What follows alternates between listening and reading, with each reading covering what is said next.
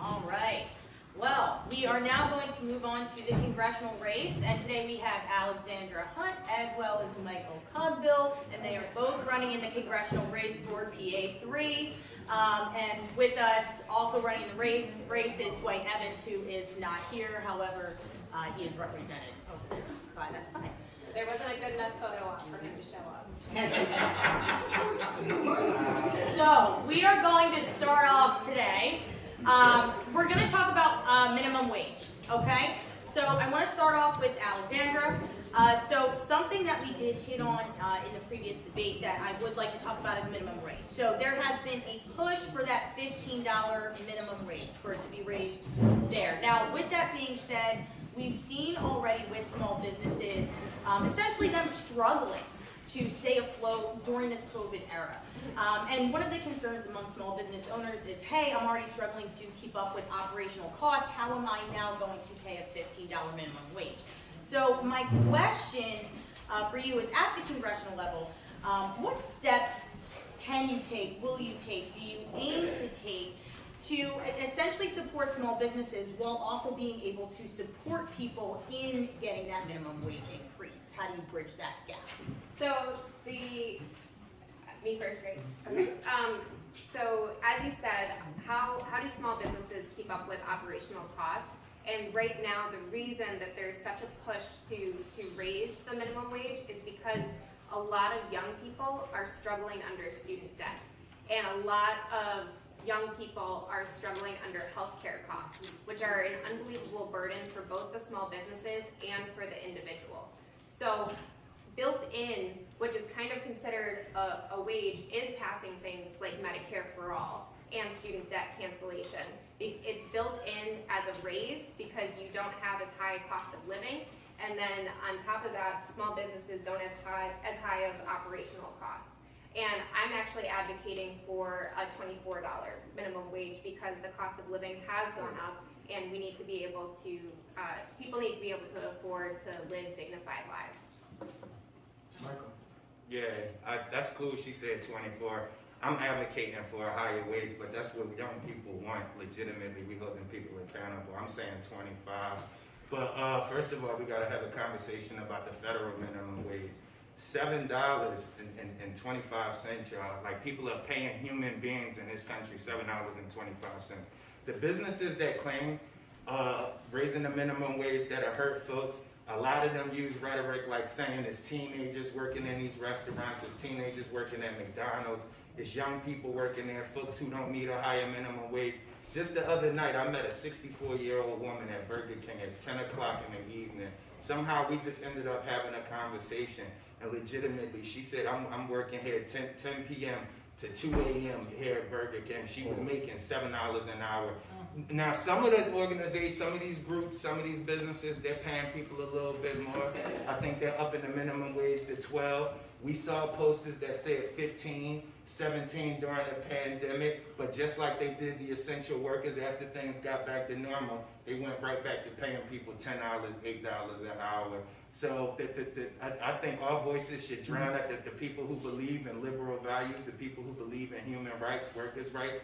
Our voices should drown that out. It's going to be hard to get 24 or 25 in the near future, but we do need to fight for 15 on the federal level, y'all.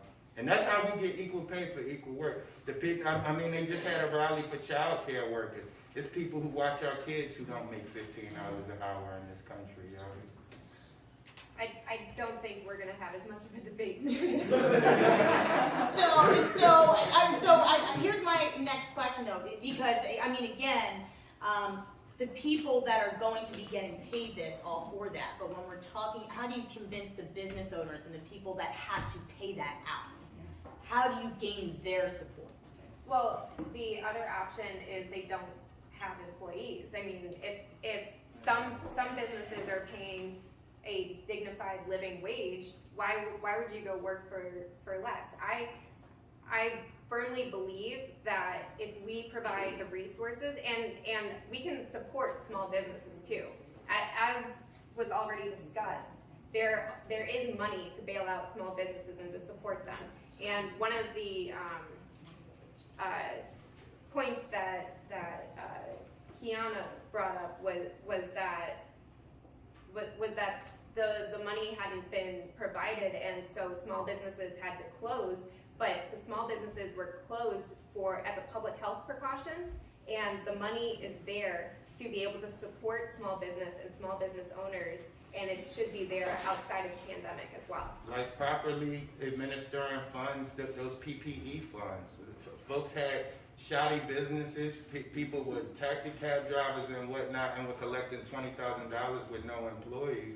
We talk about what we could do for small business. Same thing we could do for folks on unemployment, making sure those money get in the hands of the people who really need it. Yeah, we gotta have oversight. I think it was like $1 billion in fraudulent PPP loans dispersed during the pandemic.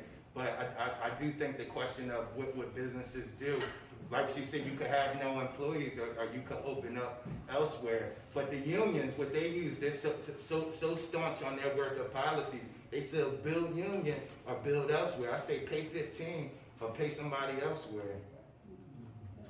So, $15 an hour is probably almost poverty level now.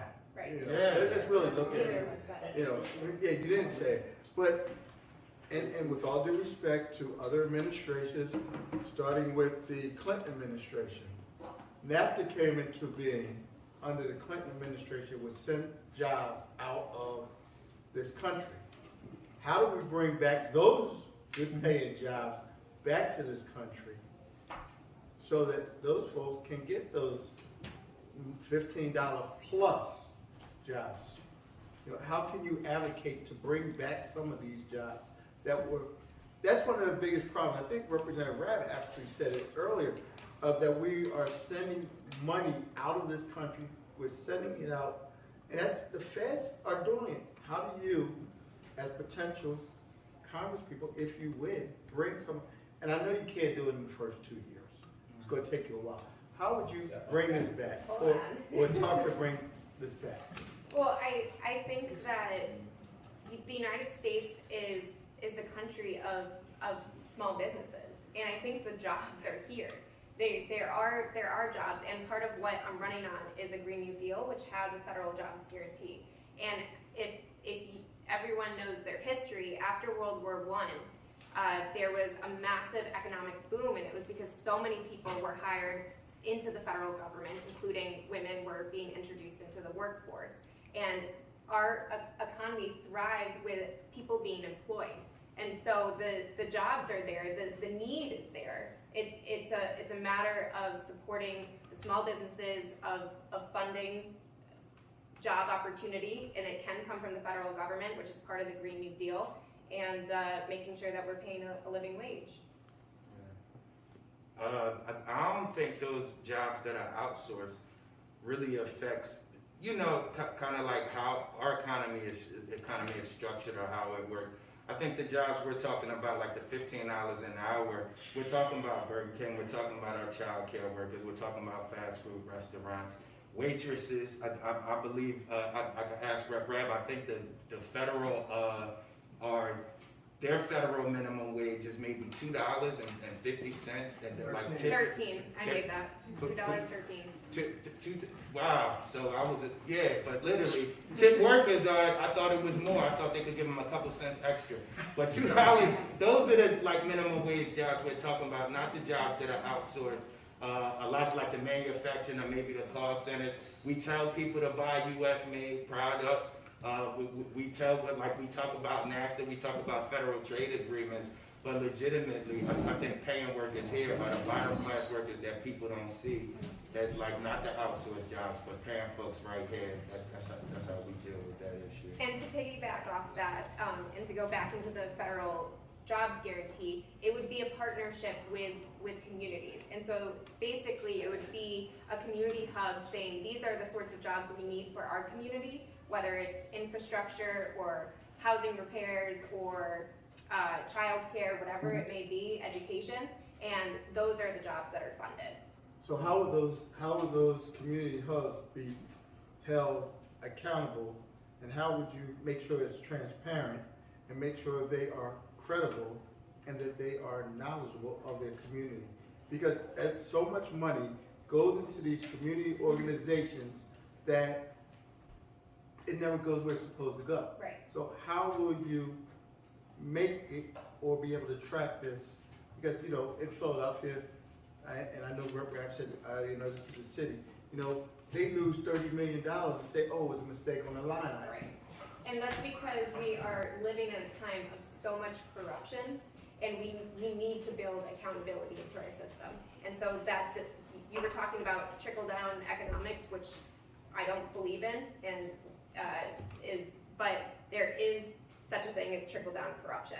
And so we have to start with it at the top, where people are not cutting out these extra big pieces of the pie, you know, our missing opponent here, and making sure that it gets into the hands of the community. And we do that by looking at the community and seeing how the community members are doing, and also having them participate in what sort of jobs do they need. They have a say. The people who are impacted should be speaking up and speaking to the legislation and the funding and resources that they need. And allocating the funds to the people who understand community as well. What you were saying, like how will we make sure that folks are responsible with the funding? I think a lot of times our federal government, we just disperse money and we don't really look at who does this work, who does what work in what communities. And we're missing out on helping with the gun violence piece. Like we donate money to this group and that group, people that you don't see in the community. But I think how we properly administer these funds, you gotta be woke in Washington to get it done. You gotta be aggressive, you gotta be on top of everything. Walking in those offices, you can't take no as the first answer. And you gotta be up. We could do it, we could get it done. Look, these younger ideas, these grand ideas that folks have, Medicare for all, Green New Deal, all this stuff could get done, y'all. We just need aggressive young people and folks willing to put themselves on the line. All right. Let's switch back.